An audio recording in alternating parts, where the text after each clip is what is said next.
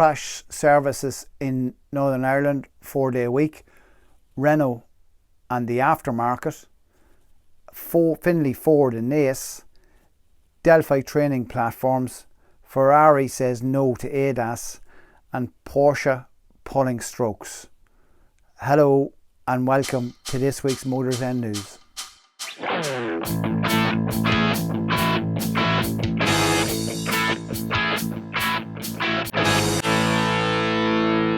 You might have heard all this chat lately about 4-day week, and you might think, well, that really can't work in the automotive industry. Well, it is working. It's working with a company in Northern Ireland called Crash Services.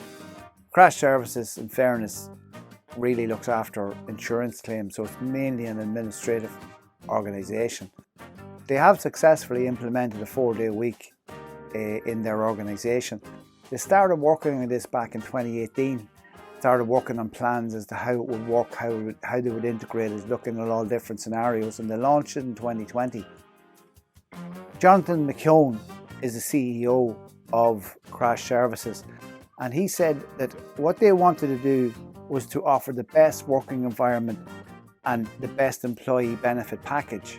So, yeah, while everybody might scour at the idea of a 4-day week, it makes it very attractive to employees, and in the environment where it's so different to employ people, maybe some of this innovative thinking is necessary. And keeping in mind that they spent almost 2 years planning this, so it's not something that you jump into lightly, but it is something that with the correct planning might be something that might work and be a good benefit to your employees.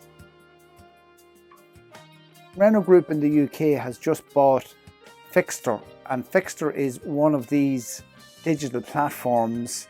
Effectively what Fixter is, it's gone round to a load of independent garages, it's signed them up, it says we're going to get customers who are going to come onto our platform, they're going to want to get the car serviced and the car fixed, and we reference the work on to you.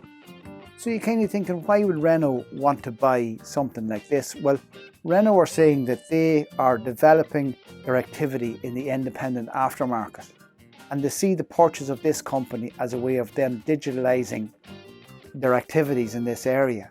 So it's interesting to see a brand like Renault actively trying to go out to develop. What they're saying is they're developing their multi-brand offering.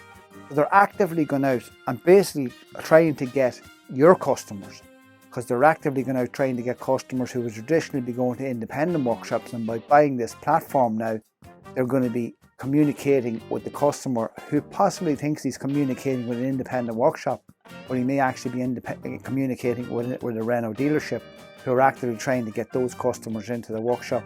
So an interesting development there with Renault in what they're trying to do.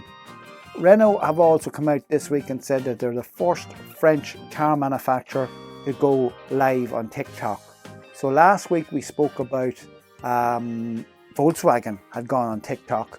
So the trend's starting, all the car manufacturers are jumping on the bandwagon and getting on TikTok. 167 million views per minute is what they say is the activity that takes place on TikTok. What Renault are saying is that TikTok allows them to speak to the generation that prefers short, captivating and entertaining videos. So this is maybe the new format of communication with that generation. Back to home again, Finlay Motor Group, or Finlay Ford down in Naas, have just done a deal with Pinergy Solar Energy.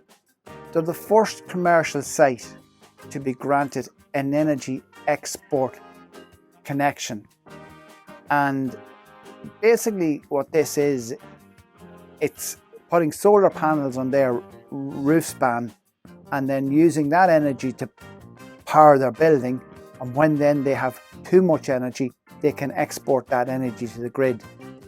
This has only recently been started up in Ireland, but I've seen this lots of times in Northern Ireland. I've been in many a big workshop and asked the question, what were these panels on the wall, and you discover that it was linked to their solar panels on the roof. So it's been in the UK and Northern Ireland for a long time. Seems to be something that's starting now in the south. Something that would be very attractive to anybody that's got a big roof span. So farm buildings and commercial buildings such as workshops and dealerships. is an attractive proposition for this. So it's something that maybe would be worth looking into now. Pinergy is the company, Pinergy Solar Energy is the company that liaises with Finley's on this project. Something that possibly is worth looking into more so now than ever with the price of energy looking like it's going to continue to go up also. We're putting our like, comment and subscribe in here now because we're afraid you might get too bored and not make it till the end. So please, if you could, like, comment and subscribe. Thank you. Delphi Technologies Academy is Delphi's online training platform, and this week they're speaking about newer vehicles and the requirements for security access in order to work on those vehicles. Cars such as vehicles with self-driving capabilities now require you to have security access. So what they're doing is they're putting secure protection onto these vehicles so that a hacker cannot get in and hack the vehicle. But by the same token, they're saying you as an independent can't get in unless we give you clearance. Well, Delphi Technology Academy has got some online training platforms to help understand what's going on with these systems, and you can drop in and out of the videos they've got online and update yourself. You have a situation now where you possibly will be able to get in to read fault codes, but you will not be able to adjust any settings, you will not be able to install software, you won't be able to write any data to the car. You will require authorization in order to access the vehicle, and this is sometimes also called a token. What Delphi are saying is that they're well ahead of the game on this because they're what they call a tier 1 supplier with the OEMs, with the original equipment manufacturers. So what Delphi are saying is they've got very good relationships with the manufacturers and they're on the inside track, as in getting you access to these vehicles and how to go about that through their system. But it is worthwhile logging on to their training module on the Delphi Technologies Academy because they do give a lot of good information, and this has just been a new module added to that platform. Sergio Marchionne, who died a couple of years ago, was the CEO of Ferrari, and he said no, Ferrari would never build an electric vehicle.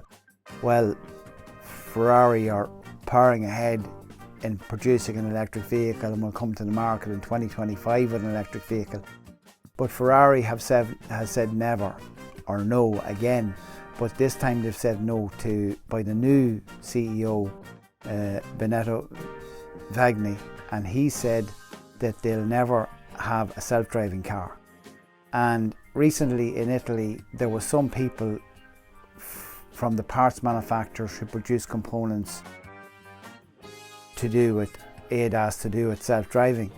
Well, Benedetto brought them to the track, and he got them to sit in with the Ferrari test driver, and the Ferrari test driver took them around the track, and when they finished that spin they got out of the car and they said our presentation is useless. So I think Benedetto proved this point that a Ferrari was far too sophisticated, far too fast, and required human skill to drive it. So the guys went away and said, no, we can't do business with you. Porsche have been in court again in America. The EPA in America discovered that Porsche was pulling strokes again with their emissions and fuel economy. They've worked out that they were messing around with the software between gear changes and software settings, and were getting 1 to 2 miles per gallon more than the vehicle was actually producing in the test phase. They were sued in America for 80 million, and that money was going back to customers who had cars between 2005 and 2020. Great, so you made it to the end. Please, if you could, like, comment and subscribe, and we'll see you next week. Thanks.